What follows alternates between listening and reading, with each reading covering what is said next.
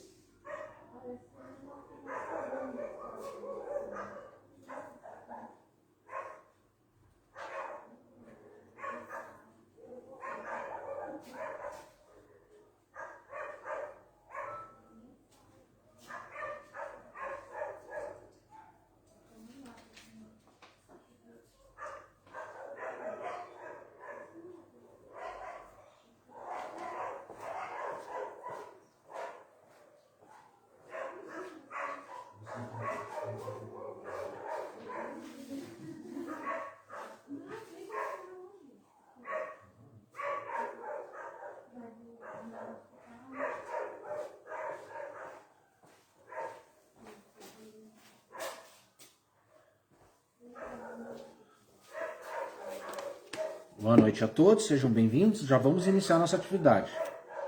Mais um minutinho aí para o pessoal chegar.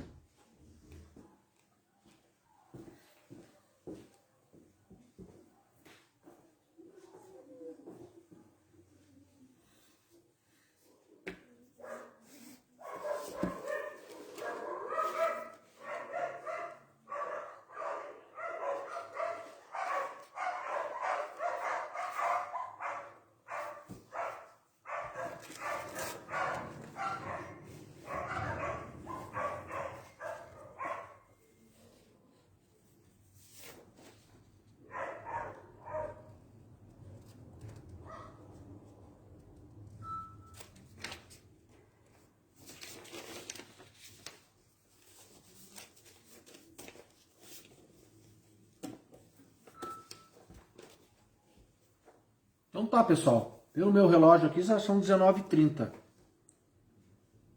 Vamos dar início então à nossa atividade, recebendo todos que estão aqui conosco nessa noite. O meu nome é Marcelo e em nome da Sociedade Espírita Luz, Paz e Caridade eu vou conduzir o trabalho de hoje. Nós iniciamos sempre as atividades tradicionalmente com uma prece. Peço então que todos me acompanhem. Então Então vamos elevar os nossos pensamentos ao alto, rogando ao nosso Criador, ao nosso Guia e Mestre Jesus Cristo, aos espíritos amigos que nos acompanham nessa tarefa de hoje, pedindo então que nos inspirem e que nos ajudem a conduzir a nossa atividade. Que os nossos pensamentos todos sejam conduzidos para que o desenvolvimento do trabalho de reflexão acerca do tema proposto seja conduzido da melhor forma e da maneira mais harmoniosa possível.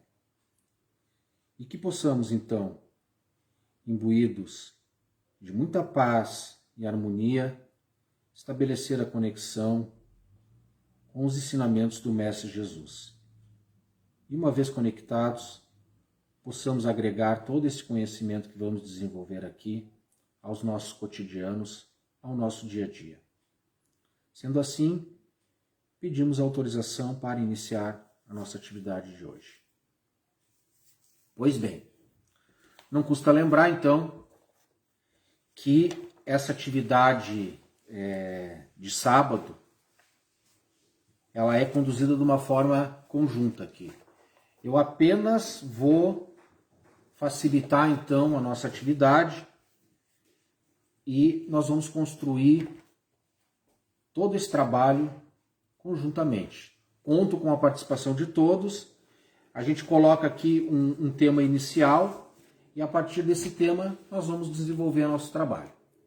O tema proposto para hoje, em forma de pergunta, está contido lá no capítulo 15, o item 8 do Evangelho segundo o Espiritismo, na forma da seguinte pergunta: existe salvação fora da igreja? Esse é o tema bem polêmico que a gente vai conversar aqui na noite de hoje. Para facilitar a nossa conversa, para facilitar o nosso entendimento acerca dessa pergunta, eu vou ler aqui um trecho desse item.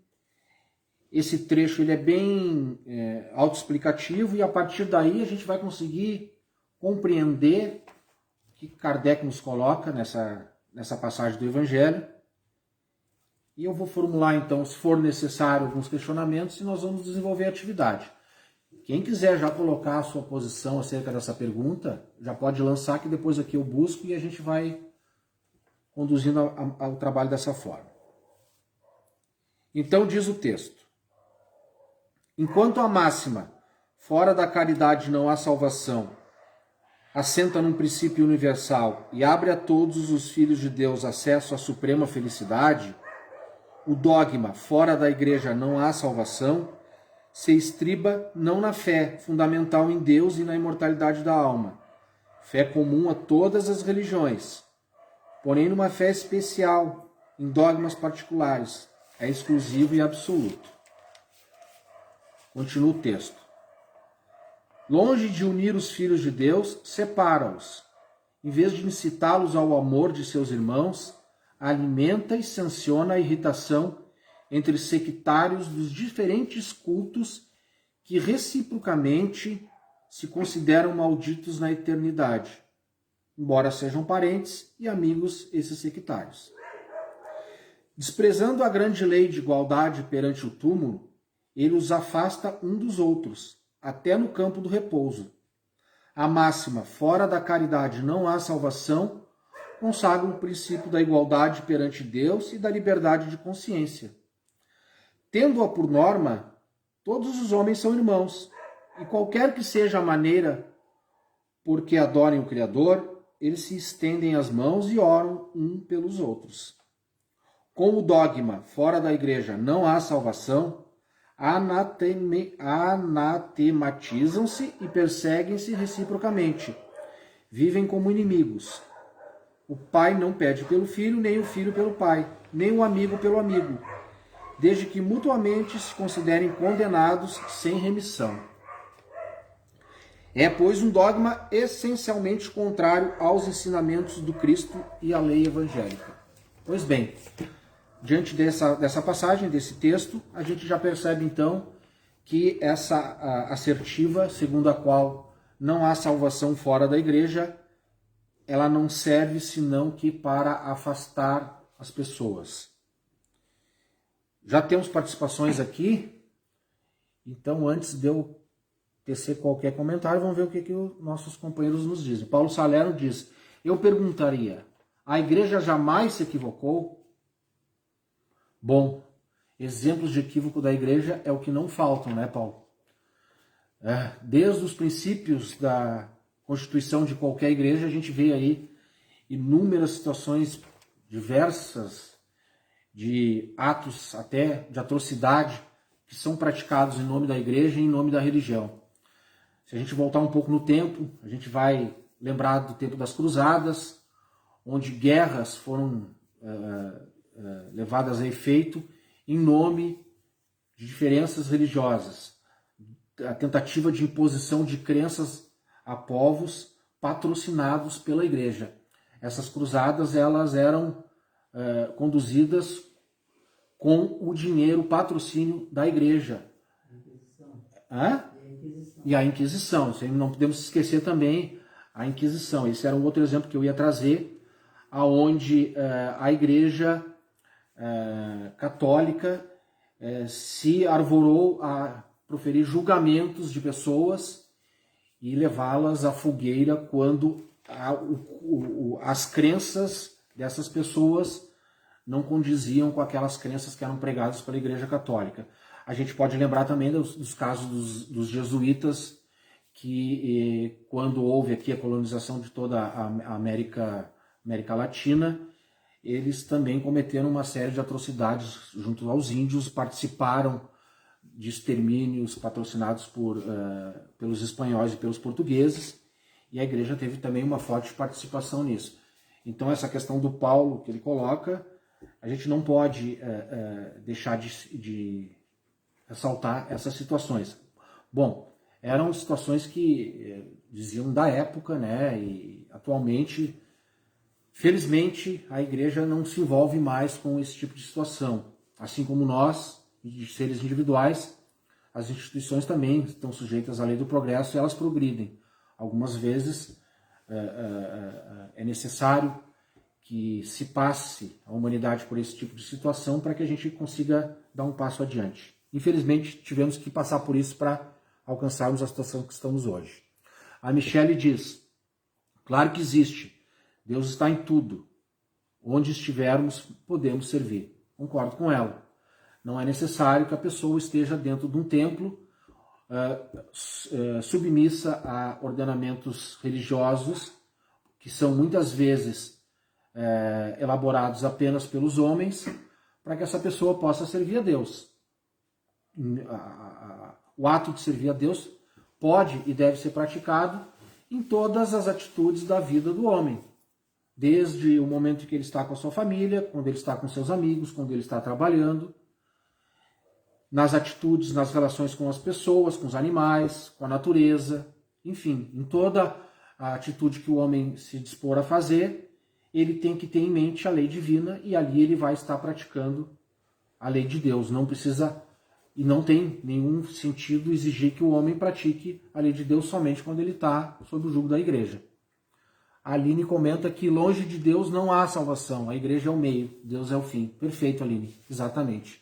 A igreja é um meio, é um instrumento criado pelos homens para que se chegue a Deus.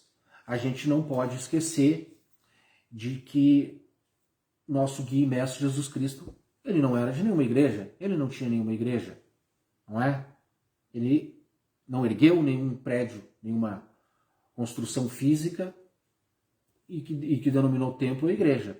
Jesus vivia na época dele sob a orientação religiosa dos judeus da época, respeitava as escrituras dos judeus da época, mas ele jamais se arvorou a criar uma nova religião baseada na questão de um templo. Ele frequentava os templos lá da época, os templos judaicos religiosos, mas não era essa a principal motivação de Jesus. Ele não estava lá para fundar uma religião, para fundar uma igreja.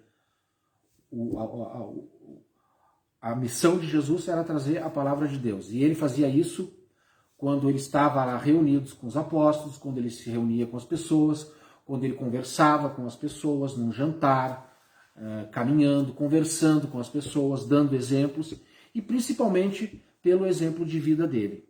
Ele não precisava de dogmas e de restrições impostas por regras religiosas. O que diz a Jane? Lembrando que igrejas e religiões são invenções humanas. Exatamente isso que eu falei agora, Jane. Não precisamos ter religiões ou frequentar templos para amarmos a Deus e ao Cristo. Eu diria que fora do amor não há salvação. Perfeito, Jane. Tu comentas aí exatamente o que a Aline trouxe antes, que a Michelle também trouxe antes, e um pouco que eu mencionei aqui. Templos foram necessários, ainda são necessários, para que as pessoas tenham uma referência de um local físico para se reunir. Pessoas com pensamentos afins que se juntam nesses locais para ali terem uma relação baseada na palavra de Deus ou da sua crença e a partir daí desenvolverem essas crenças. Mas o fim não é o templo, a igreja ou o dogma que está ali sendo pregado, mas sim o amor à palavra de Deus. Vamos ver o que diz aqui a Regiane. Regiane que está presente conosco aqui, está nos dando a honra da sua presença. O ambiente físico não determina a caridade. O amor ao próximo, sim. O sentimento de fraternidade, sim. Exatamente, né, Regiane? Aquilo que eu falei antes, que as relações do homem com o seu próximo, com a sua família, é que determinam o exercício de tudo aquilo que a pessoa crê. De toda aquela crença que ela tem no seu coração, de todos aqueles sentimentos que ela tem, de todo o entendimento que ela tem da palavra de Deus, ela coloca naquelas relações. Não é o ambiente físico que vai determinar isso. Porque isso é muito comum, até a gente estava conversando aqui antes de começar a palestra, que quando as pessoas adentram num templo religioso, ou numa casa espírita, ou num local onde se reúnem para as crenças, elas se transformam. Paulo costuma usar uma alegoria que é bem explicativa, que quando a gente entra aqui na casa espírita, a gente coloca as nossas asinhas e viramos todos anjos caridosos, bondosos, maravilhosos. Durante o tempo que estamos aqui, então, na estrutura física da casa espírita. Ao passo que nós, ao momento em que saímos daqui, deixamos a nossa asinha de volta ali no local onde pegamos e pegamos o tridente aquele do diabo e saímos cometendo todo tipo de atrocidades, né? Então, o local físico, e isso é importante da gente entender, principalmente para nós espíritas, que temos a pretensão de compreender a questão do espírito bem separada da questão da matéria, é importante para nós compreendermos essa situação.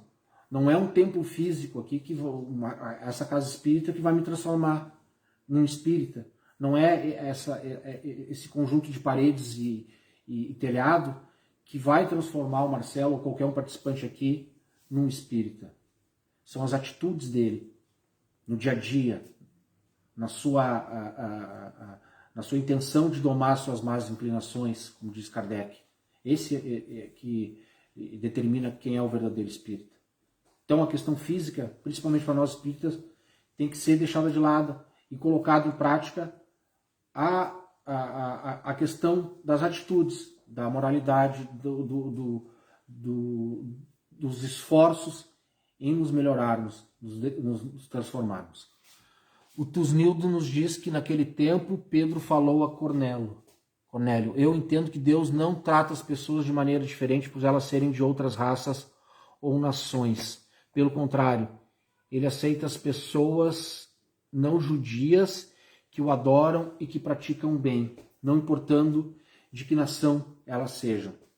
Exatamente, Tusnildo, tu vê que naquele momento, já lá no início, Pedro compreendeu essa situação de que o que menos importa é essa classificação que a gente se coloca e que a gente coloca nas outras pessoas, esse sectarismo que o texto fala aqui, de dividir as pessoas por raça ou por crença, às vezes por cor, por nação, por qualquer tipo de diferença, Pedro entendeu que isso não importava para Deus, porque a gente não pode esquecer que todos nós somos filhos de Deus. Todos nós somos filhos de Deus, todos nós, independente da maneira em que adoramos a Ele, estamos tentando alcançar nosso contato com o divino.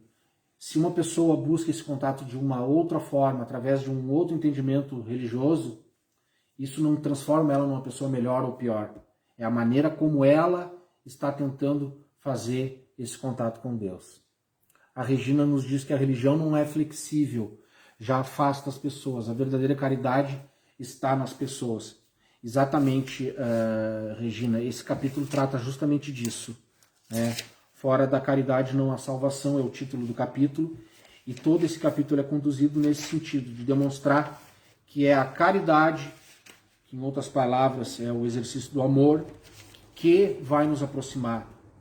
É esse sentimento, essas atitudes que vão nos transformar em irmãos e que vão facilitar a nossa evolução e o nosso contato com Deus. Não é o fato de eu participar de uma determinada religião ou de uma determinada corrente espiritual que vai me transformar nessa pessoa melhor. O que vai me transformar uma pessoa melhor são as minhas atitudes, o meu exercício de tentativa de melhoramento. A Regiane diz, penso que o Mestre Jesus, nossa referência maior, pregava à beira dos lagos, na rua, nas casas dos apóstolos, e não exclusivamente no templo. Exatamente, Regiane. Aquilo que eu havia comentado antes. Jesus não era o titular de missas, ele não estava lá envolvido com aquela organização religiosa da época. Muito pelo contrário, essa organização religiosa da época foi responsável pela morte dele. Foram justamente essas pessoas que estavam lá investidas do poder religioso da época, os doutores da lei da época, os ditos representantes da religião da época, que foram responsáveis pela traição dele, o julgamento daquela forma que ele foi julgado e da sua morte. Vamos ver se tem mais algum comentário aqui. A Arlete Romano diz que nosso templo é o nosso espírito que Deus criou. Exatamente, Arlete. Nós temos dentro de nós toda essa condição inata de alcançarmos a Deus dentro de todas essas possibilidades que nós temos plantadas por Deus dentro da nossa consciência, dentro da capacidade que Ele nos conferiu quando nos criou, quando criou o nosso espírito e criou juntamente todas as capacidades que a gente tem de desenvolver. Paulo Salerno diz, o maior e mais belo templo é o coração do homem. Perfeito, Paulo. Acho que foi isso que a Leti comentou também, né? Vamos ver se não ficou nada para trás aqui. Vocês me perdoem, mas eu estou procurando aqui. Não, tá certo. Tá certo? Tá. Certo. Bem. Eu havia elaborado algumas questões aqui para que a gente fomentasse a conversa, mas ainda não consegui nenhuma porque vocês já contribuíram bastante.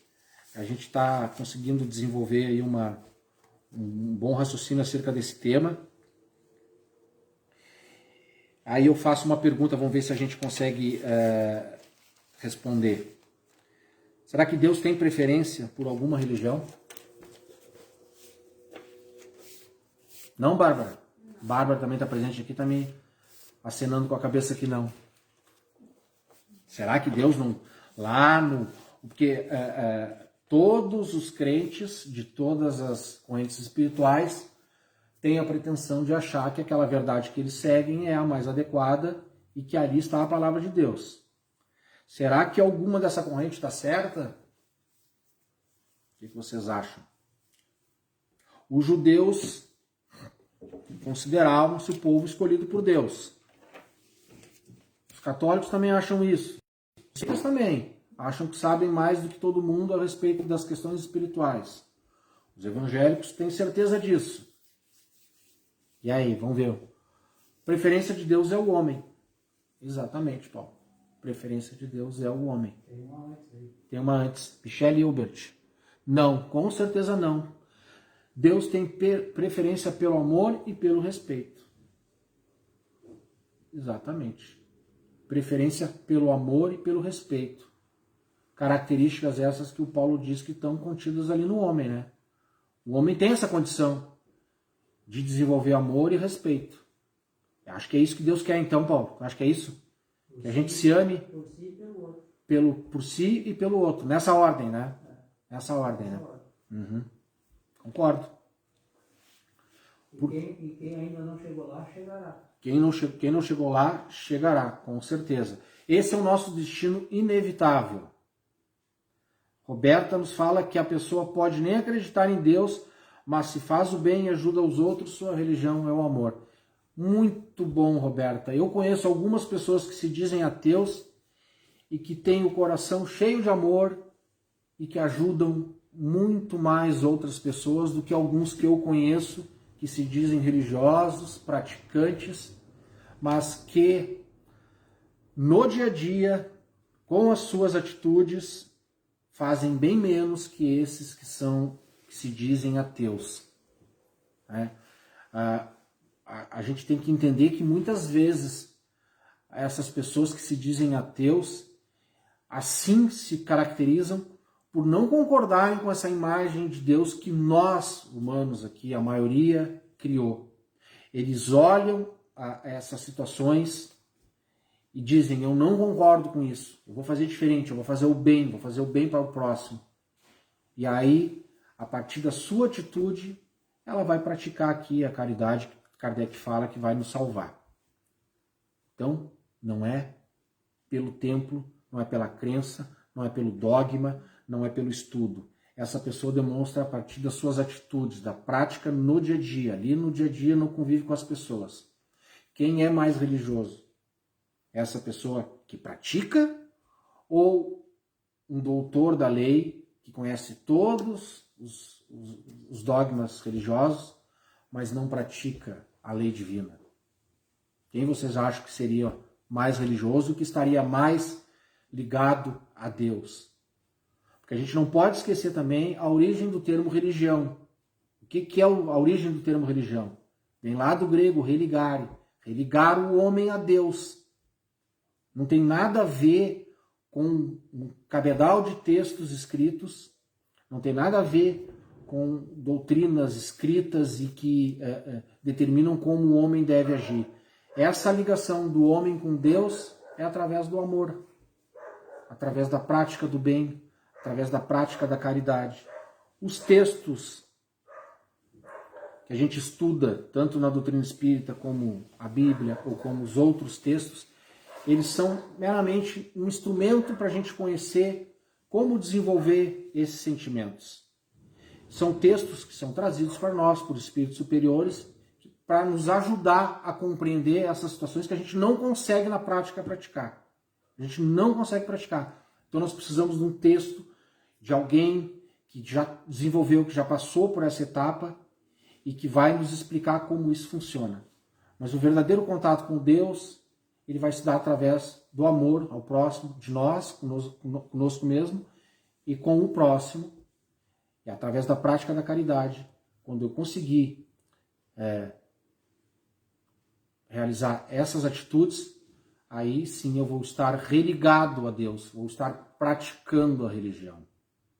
Praticar a religião é isso, não é pegar um texto, decorar o texto e achar que a partir dali eu sou um religioso.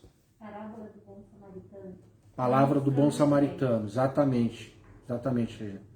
Todos eles ali, né, resumidamente, passavam, viam lá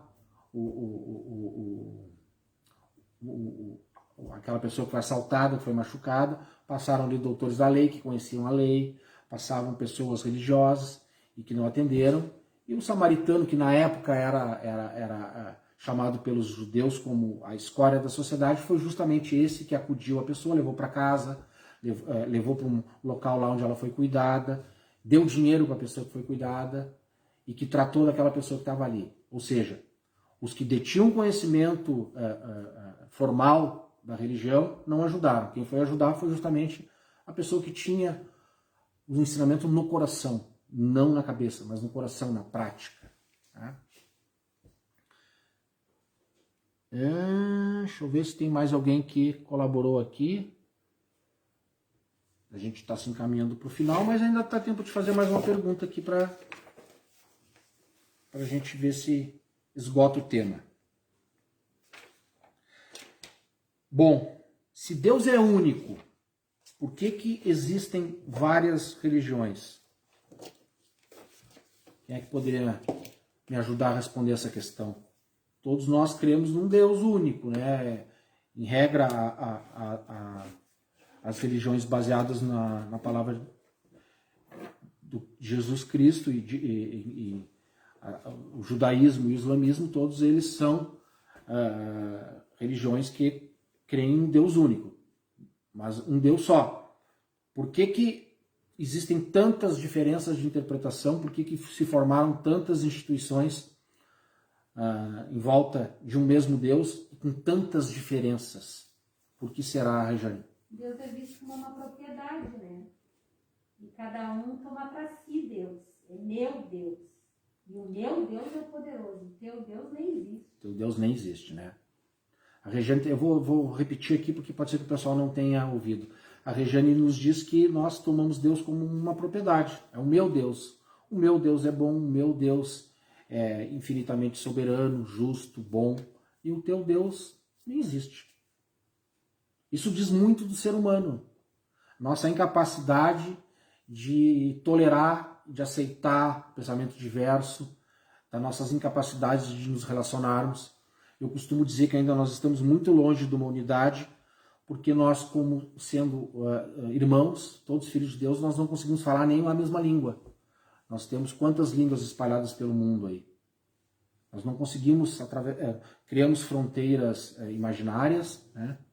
E a partir dessas fronteiras a gente determina que daqui para lá vai se falar uma língua, daqui para lá vai se falar outra, porque o nosso orgulho não permite que a gente crie uma unidade para que a nossa comunicação seja mais facilitada a partir da adoção de uma língua comum e que vai facilitar toda a vida de todo mundo. Se nós não conseguimos nem falar a mesma língua, imagina se nós vamos conseguir desenvolver uma crença religiosa, toda ela no mesmo sentido.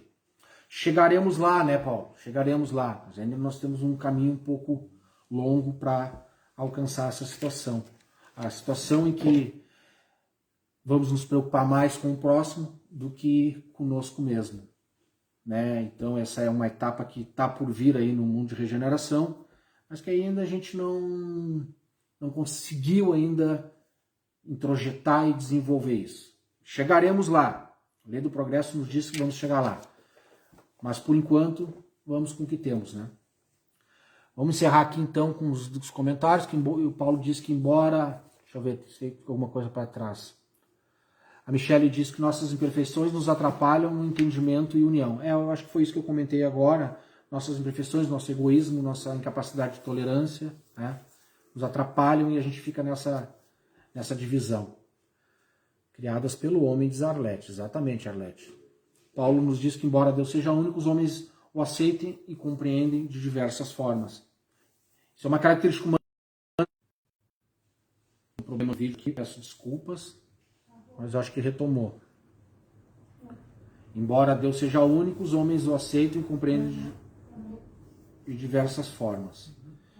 Eu acho que muitas vezes, diz a Roberta, a criação das diferentes religiões serviu na propósito dos homens, como o rei que criou sua própria religião porque queria casar de novo. Exatamente, a religião usada para servir aos interesses humanos. Muito comum, desde sempre e hoje também bastante em voga, né? Bem, pessoal, nós passamos já 1 minuto do nosso tempo. Eu agradeço muito a participação de vocês. Esse é a intenção desse trabalho de sábado. Antigamente, quando nós tínhamos aqui as atividades presenciais, essa atividade era feita aqui num círculo, nós conversávamos aqui e desenvolvíamos a atividade exatamente da maneira como a gente está tentando fazer aqui, dessa maneira remota. A participação de vocês é fundamental e o trabalho é muito proveitoso. Agradeço mais uma vez a participação. No sábado nós temos, além dessa atividade uma pequena irradiação que nós fazemos aqui aos nossos irmãos suicidas, e depois também nós temos o passe coletivo. Então eu peço que me acompanhem aqui nessa irradiação que nós vamos fazer aos irmãos suicidas, e depois os irmãos que estão presentes aqui na nossa sociedade vão aplicar o passe coletivo a todos aqueles que estão nos acompanhando aqui por essa plataforma.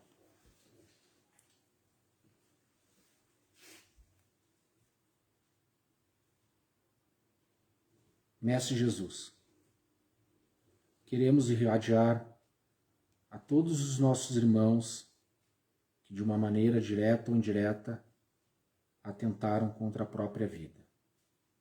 Pedimos a Deus e a espiritualidade que os ampare, os acolha, os abençoe. Vamos pedir também por aqueles irmãos que tentaram ou estão pensando em cometer o suicídio. Que esses irmãos consigam receber as nossas preces e refletir um pouco mais, entendendo que, apesar das dores, a vida é uma dádiva e estamos exatamente onde precisamos estar. Pedimos também pelos seus familiares, para que consigam ter a serenidade e o discernimento necessário para amparar e ajudar os seus entes queridos. Irradiamos também para os nossos lares, os nossos familiares, todos aqueles doentes nesse momento nos hospitais, todo aquele aflito, angustiado,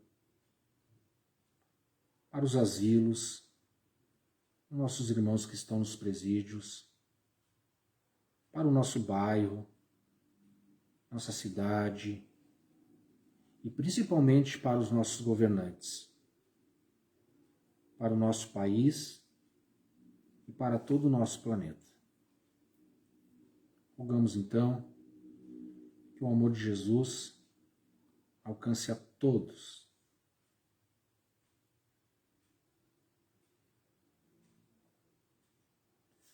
Então agora, irmãos, vamos ao passe. Todos aqueles que queiram magnetizar as suas águas, por favor, disponham nesse momento que vão receber aqui os efluxos magnéticos.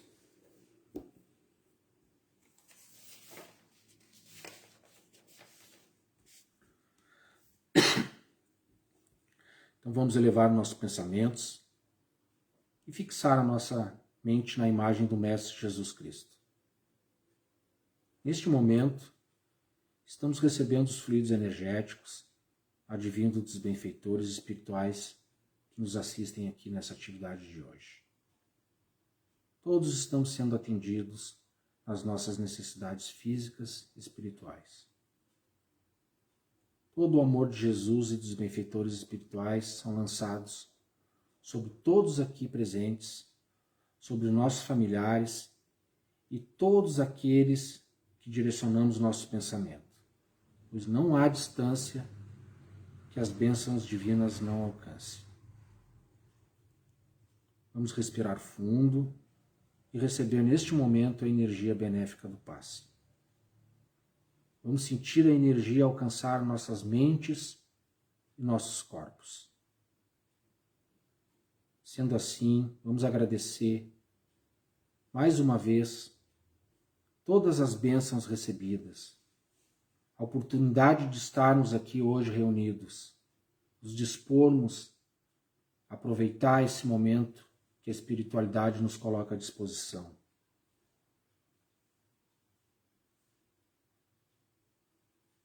Sendo assim, pedimos autorização e encerramos a nossa atividade de hoje.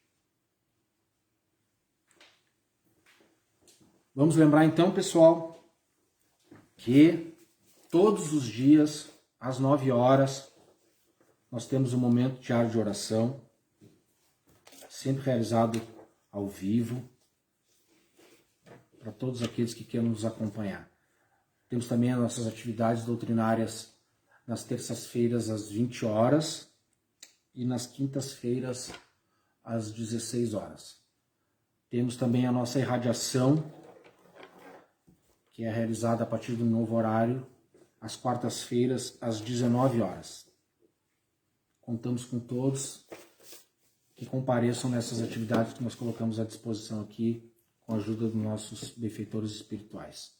Quero agradecer mais uma vez a presença de todos que nos acompanharam aqui presencialmente na casa hoje e aqueles que nos acompanharam por essa plataforma.